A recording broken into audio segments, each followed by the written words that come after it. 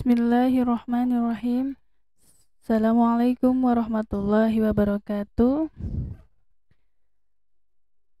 Bertemu lagi pada pembelajaran daring hari ini, yaitu jadwal hari ini IPA kelas 9 yang akan saya jelaskan oleh Bu Malinda.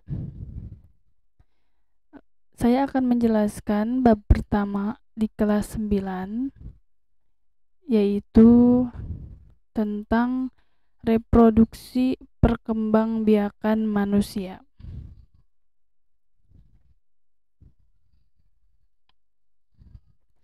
Bahwa makhluk hidup mempunyai keturunan untuk mempertahankan kelangsungan hidup jenisnya.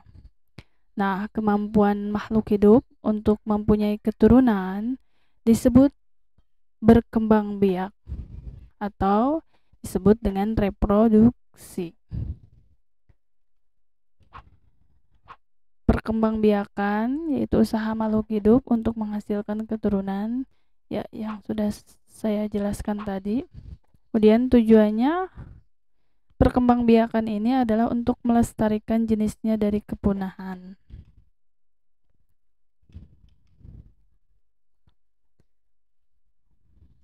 Ada dua macam cara reproduksi, yaitu reproduksi secara vegetatif atau aseksual dan reproduksi secara generatif atau seksual.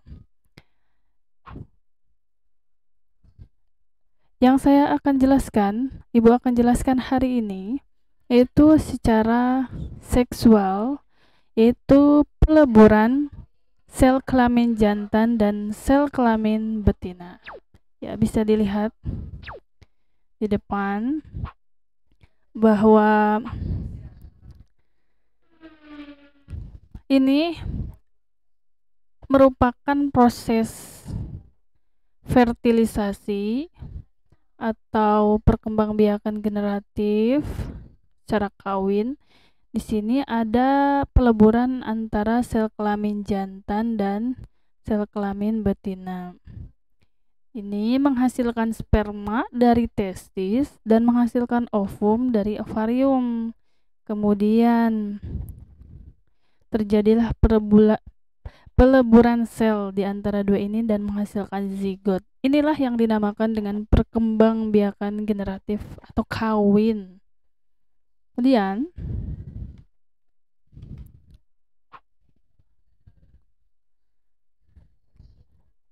baik, ini adalah gambar dari sperma. Ada kepala, ada leher, ada ekor. Gambarannya seperti ini ya, dan ini sel telur. Setelah berhubungan sekitar 300 juta sel sperma ini akan masuk ke vagina. Akan tetapi hanya ratusan sel sperma yang akan mencapai tuba Fallopi. Oke, dari ratusan hanya satu sperma yang berhasil bertemu dengan sel telur. Hanya satu ya dari ratusan, dari mulai ratusan juta kemudian jadi ratusan dan menjadi satu yang akan bertemu dengan sel telur. Terjadilah yang dinamakan dengan pembuahan. Perkembangbiakan manusia. Alat perkembangbiakan manusia lebih lengkap dan lebih kompleks dibandingkan dengan makhluk lainnya. Fertilisasinya terjadi dalam tubuh, yaitu pada umumnya terjadi dalam saluran telur atau oviduct atau tuba Fallopi. Kemudian embrio berkembang di dalam rahim induk betina selama kurang lebih 280 hari atau 9 bulan 10 hari yang disebut dengan masa kehamilan. Baik, akan dijelaskan alat-alat perkembangbiakan pria dan wanita. Oke. laki-laki. Ada yang namanya testis. Testis ini merupakan tempat menghasilkan sperma. Kemudian ada yang namanya vas deferens, yaitu saluran sperma, yaitu untuk menyalurkan sperma ke kantung sperma. Ada lagi yang dinamakan dengan penis, untuk memasukkan sperma ke vagina. Kemudian ada kelenjar prostat, yaitu menghasilkan cairan mazi atau cairan semen yang berfungsi memberi nutrisi dan mempermudah gerak sperma. Ada pubis, yaitu rambut kemaluan. Ini yang laki-laki ya. Lanjut ke wanita. Di wanita ada bagian yang dinamakan dengan ovarium, yaitu tempat menghasilkan telur. Ada oviduct, itu saluran telur tempat pembuahan. Ada rahim, tempat perkembangan embrio. Ada endometrium, yaitu dinding rahim, tempat menempelnya sel telur atau ari-ari janin. Ada vagina, yaitu alat kelamin wanita sebagai alat kopulasi. Di dalam vagina ada bagian yang namanya labio mayora atau bibir tebal. Ada lagi labio minora atau bibir halus. Ada lagi klitoris, yaitu kelentit. Ada lagi pubis, yaitu rambut kemaluan. Baik, ini adalah penjelasan cara tertulis. Ada gambarnya. Nah, ini adalah alat perkembangbiakan laki-laki. Oke, tadi sudah dijelaskan.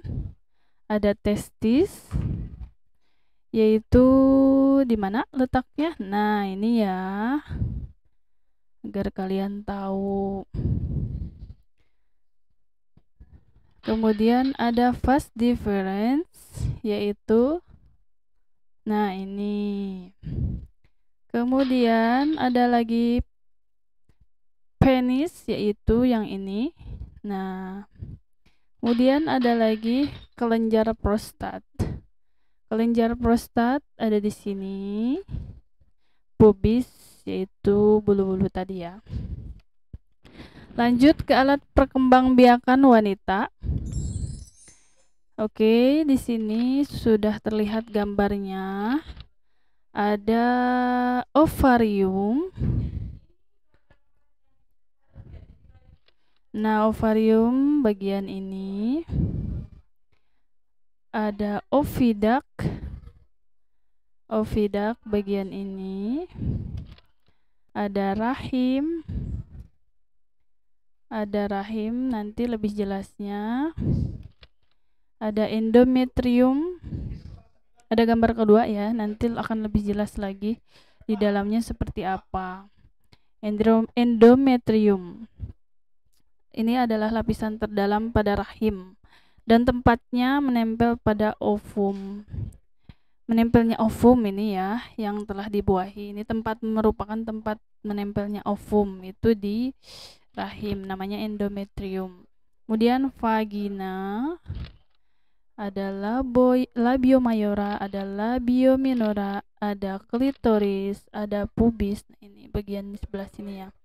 Lanjut, alat reproduksi wanita bagian dalam. Nah, ini bagian dalamnya mungkin lebih jelas lagi. Ada rongga rahim. Rongga rahim yaitu yang ini. Nah, nomor 1 ya. Yang kedua yaitu saluran telur, oviduct. Yang kedua yang ini salurannya. Kemudian yang ketiga ovarium. Ovarium yang ini. Yang keempat rongga vagina. Rongga vagina yang ini. Yang kelima lapisan endometrium. Tadi dijelasin bahwa lapisan ini terdapat di dalam rahim, tempat menempelnya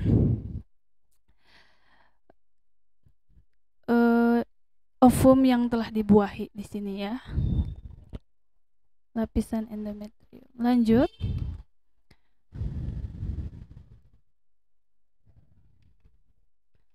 Sifat-sifat seks sekunder. Sebelum ke menjelaskan sifat seks sekunder, sini ada yang namanya ada dua ya, sifat seks, yaitu sifat seks primer dan sekunder. Sifat seks primer yaitu sebagai tanda kematangan organ reproduksi pada perempuan, yaitu adanya datang haid. Kemudian yang kedua yaitu seks sekunder, yaitu perubahan pada tubuh yang terjadi pada permulaan pubertas. Ini penjelasannya yang ini. Nah, untuk haid nanti ya. Sifat-sifat seks sekunder dulu pada laki-laki. Di sini ada suara membesar. Nah, kemudian dada membidang, kemudian tumbuh jakun, kemudian tumbuh rambut pada tempat tertentu ya, kemudian keluar mani atau mimpi basah. Ini adalah sifat seks sekunder. Pada wanita atau perempuan ini pinggul membesar, kemudian tumbuhnya bukit kembar ya, kemudian kulit halus, kemudian tumbuh rambut pada tempat tertentu dan menstruasi. Lanjut. Kelainan atau penyakit pada sistem reproduksi. Kelainannya adalah ada beberapa ya, tidak semua.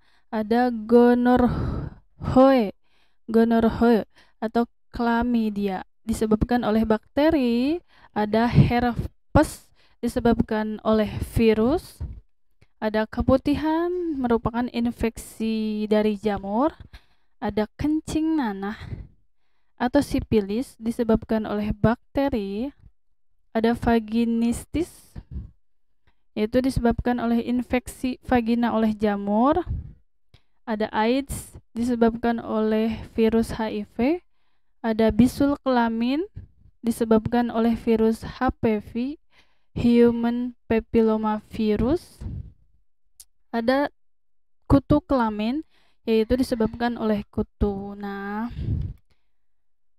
contoh penyakit kelamin ya ini. Nah, itu mengerikan sekali. Agar terhindar dari penyakit ini, ada beberapa cara menjaga kesehatan organ reproduksi, yaitu menjaga kebersihan organ reproduksi bagian luar. Paham mungkin ya. Kemudian yang kedua, makan makanan yang higienis dan cukup nutrisi. Steril, bebas racun, dan tentunya halal. Yang ketiga, yaitu tidak menggunakan celana yang terlalu ketat. Nah, ini ya, karena dapat menyebabkan peradangan pada organ reproduksi. Kejepit lama, nah ketat. Nah, ini kemudian mengenakan pakaian dalam berbahan katun yang dapat menyerap keringat, mencegah kondisi lembab. Untuk mencegah kondisi lembab ya, karena dengan lembab itu memicu bakteri untuk tumbuh. Baik, tadi adalah ciri dari pertumbuhan seks primer. Salah satunya adalah ciri-cirinya datangnya haid atau menstruasi. Ini dijelaskan sedikit peristiwanya, yaitu menstruasi ini peristiwa luruhnya dinding endometrium. Tadi endometrium merupakan dari bagian terdalam dari rahim ya, dan matinya sel telur yang tidak dibuahi. Siklusnya peristiwa menstruasi yang terjadi secara siklik dan periodik. Siklus menstruasi yaitu 28-30 hari. Lama menstruasinya 5-7 hari. Itu ya, masa perkembangan embrio. Masa perkembangan embrio ini adalah hasil peleburan sel kelamin jantan dan betina yang menghasilkan zigot dan akan tumbuh menjadi embrio ya. Ini dijelasin masa perkembangan embrionya. Seorang wanita yang sudah berusia kira-kira 10-13 tahun, dalam tubuhnya dihasilkan hormon estrogen. Hormon ini berperan memacu ovarium untuk menghasilkan sel telur, kurang lebih 400-450 buah pada ovarium kanan dan kiri. Selanjutnya akan dikeluarkan 1 buah setiap bulan. Peristiwa ini disebut ovulasi. Kemudian melalui saluran telur menuju rahim dan menempel atau implantasi pada dinding rahim atau endometrium selama 1 minggu disebut nidasi. Wanita yang dalam kondisi ini disebut masa subur atau fertil. Bila dalam 1 minggu tersebut tidak ada sel sperma yang membuahi, maka telur akan mati disertai luruh atau hancurnya dinding endometrium dan keluar dalam bentuk darah ke vagina. Inilah yang dinamakan dengan peristiwa menstruasi. Sel telur yang dibuahi akan berkembang menjadi zigot. Nah, ini selanjutnya zigot menuju rahim dan menempel dan menetap pada dinding endometrium. Zigot kemudian membelah secara terus-menerus dan 2, 4, 8, 16, 32 dan seterusnya sampai menjadi embrio. Baik, itu yang bisa Ibu sampaikan dalam pembelajaran reproduksi hari ini untuk kelas 9-nya. Silahkan, di sini ada alamat, link, amati video yang ada di link di bawah ini. Linknya nanti dicantum di deskripsi ya. Kalian tinggal klik aja dan lihat video apa dan tonton sampai habis dan jelaskan kembali dengan menuliskan di kertas atau di buku. Kemudian hasilnya difotokan dan kirim ke nomor WA Bu Malin ya. Terima kasih. Cukup daring hari ini untuk kelas 9. Semoga kalian paham. Jika kurang paham, boleh kalian japri melalui WA Bu Malin. Dan tolong tugasnya dikerjakan. Itu aja. Wabillahi taufiq wal hidayah. Waridho wa inayah. Wassalamualaikum warahmatullahi wabarakatuh.